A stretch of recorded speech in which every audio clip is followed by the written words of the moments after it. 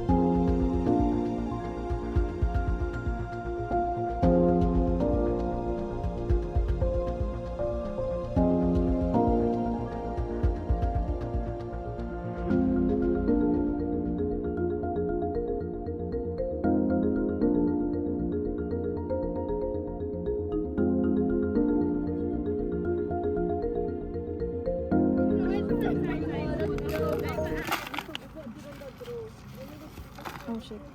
Pero na ano? Bato na or soil? Soil na lang na.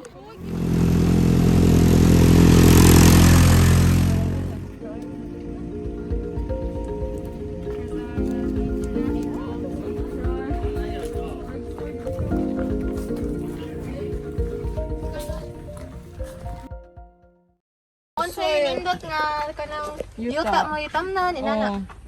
Di ba na may kuan, di ba? Depende sa kung magsige sa basa, pamatay sa bang kanang tanong. Video. Pero dili nga ingon nga og sige basa siya mo di ma silbi ang kuan tanong sa yuta nga basa. One probable explanation for why the soil acts in this manner, how it cannot maintain life when excessively exposed to water, is because cultivating the soil requires tilling. which causes the structure of the soil to break down and its naturally porous characteristic to be damaged. Unsa nga fertilizer inyong gamiton diri kuya? Ay, Itanong. Mga pwede mo na din mga mais ko. Mga mais. Mga prutas. Kuan kuya, unsa kanang unsay mailhan nga dili na magamit ang kanang yuta ba sa pagtanom? Perminti man gamit eh. Basta bitangan na mo mga ning abono, sa ikabaw. Abono ito sa perminti ng iba. Pero sige na sa turok liha. Rubutan nga lang mo tayo kakabaw. Magamit mo siya. Pero na lubi oh, perminti yan sa tubo. Sa humay naman siya, di. Permi na sa yung tubig. Kaya kung may tubig, patay po. Mangliki. Sa may nindot yuta na tanomon. Kung asa mo tanom. O pilion mo kung asa ang di ma basta sa mga tray, pilion mo mga kanang mga mala sa igos mga ulanan. Saltay na siya pero kung sige perminti tubig, di mo katubo. Kung sige tubig. Dapat yuta kuya patag gid siya, straight gid. Oh, depende sa yuta kung imo tanuman. Kung patag yung perminti patag, di na silbi ang tubig sige mo sige guwan, pundo ang tubig diha. Pero lahi nga yung panhay lang siya. Di mo out ng tubig. Thank you kuya. Thank you. Salamat! Thank you ate.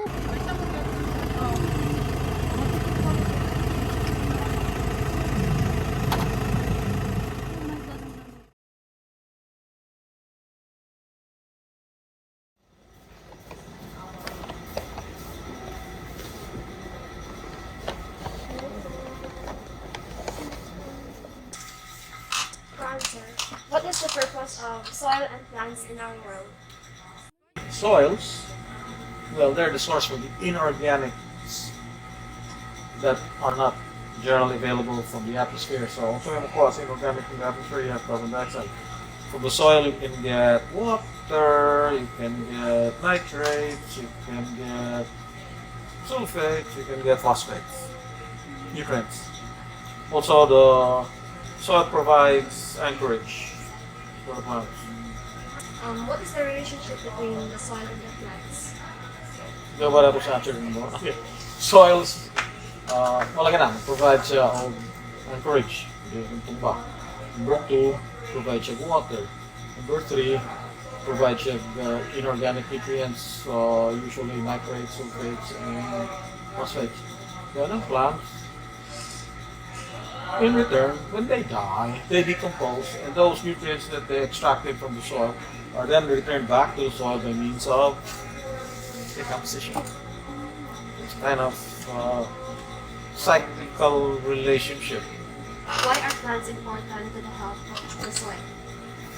Okay, so why are plants important? Are they?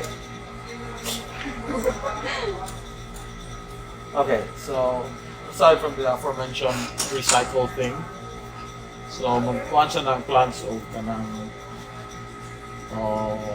some kind of support to the soil by preventing it from being eroded. That's one. Number 2, ang kuhan pod, ang plants would provide pod of shade sa soil. So, because if wala sa shade ang soil, mag-dry up siya excessively, that can be bad for the earthworms. What else? What wala akong mga isa pa. Does agricultural farming's constant fertilization harm the soil? Yes. Yes. Depends on the practice. Okay, so if we're talking about modern Western farming, yes. In most cases, monoculture. So in one plot, you plant only one kind of species. Rice lang, corn lang, potato lang. Whereas in nature, it's diverse, several species on one plot of land. So there has to be a reason why that is in nature. So generally speaking, you do not leave the soil bare because it has a bad effect on the soil. Madaot ang iyang structures, excessive heat. Yeah. Kung magsikid ulan, if it rains too much, o sugang hangin like what happened in the US, stripped away ang topsoil. So you need to keep the plants, the soil almost always covered with vegetation. So that's why that's one reason why bati ang monocultural way of doing things. Also, monoculture, normally, ang plants na gamit for monoculture are annuals. They're very shallow root systems. They live only for 1 year, so when they die, they leave the soil bare. Okay? Also, people have this tendency of thinking that if 1 gram of fertilizer is good, then maybe 10 to 100 grams is better. So that's excessively applying fertilizer into the soil. Okay, so also if you add too much water, that can result in a phenomenon known as salinization. The soil eventually, after several centuries of course, the soil becomes salty, which means it will not be able to support the life, the usual kind of life. Okay. Is it possible for a plant to grow without soil? Yeah. The practice is known as hydroponics. Although it's not exactly 100% without soil, although sim systems nga bitay lang yun ang root sa nutrient, no? Pero kasagaran yun na nila, butangan nila some kind of solid structure, hindi parang styrofoam or kanang gagmay nga pebbles para lang na ay magbunitan ang roots. But otherwise, yes, it's possible, but expensive. How do you know, sir, if the soil is healthy?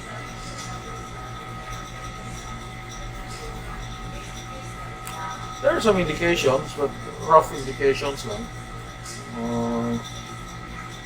If the soil is black in color, that's sometimes a good sign.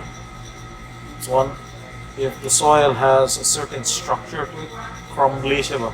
Hindi siya packed kayo. Hindi siya kaya excessively loose. Crumbly siya, karang crumble siya pero nasa structure. Yeah.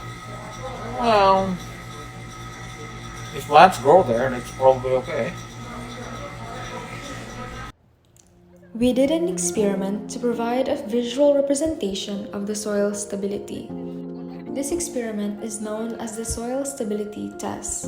In this experiment, we test the structure of the soil by immersing it in water. We test how the soil retains water. In short, how porous the soil is. If it is packed too tightly, no air bubbles will appear. If it is packed too loosely, it will crumble. The soil is stable if it holds its shape in the water and releases air bubbles. The 2 clumps of soil in this experiment are from areas we've visited. One from the landfill and one from the landslide. Unfortunately, we were unable to obtain land from the farm because it was pouring and the rain would interfere with the soil's condition.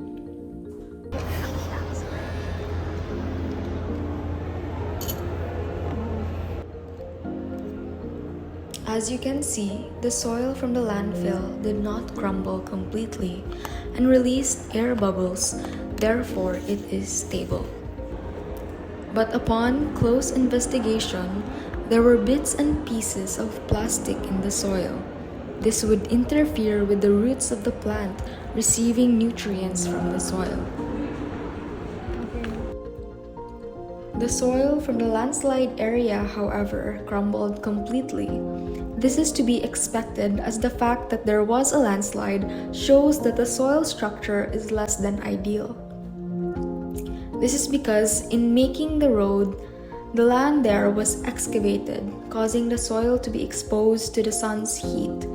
And as Sir Vitaliano Fernandez stated, plants are important because they bring shade to the soil, preventing them from drying out. The soil from the landslide is dried out and crumbly, showing how degraded it is. Pwede na sila mag-usap ni Cardi B.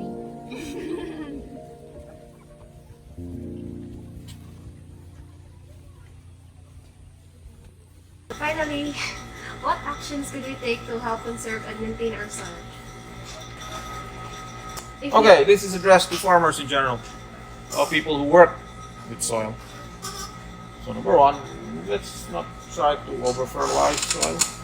Number 2, earthworms are nice. Number 3, You just need to do research on this one. Number 3, kanang the one such solution that has been suggested is known as permaculture. Okay, that one mimics what is present in a natural ecosystem. So for example, in a natural ecosystem lagi, dili kita ma-expose ang soil bare. Tabunan gina siya tanom. So in permaculture or kind of polyculture, in one plot of land you have several species growing.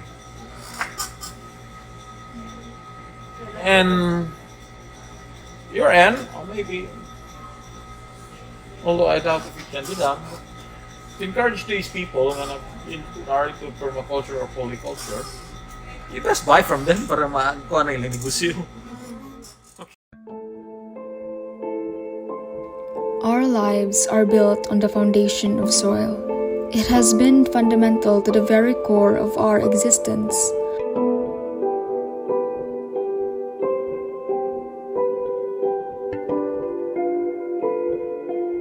Our foundation has been disturbed by modern habits, causing it to deteriorate.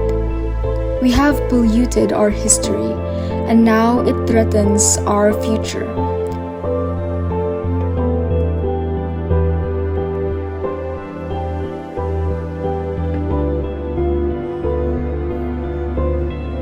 We can't do much right now, but by planning ahead of time and supporting sustainable agricultural farming and soil rehabilitation projects, we can help reverse the mistakes we've made and help make the earth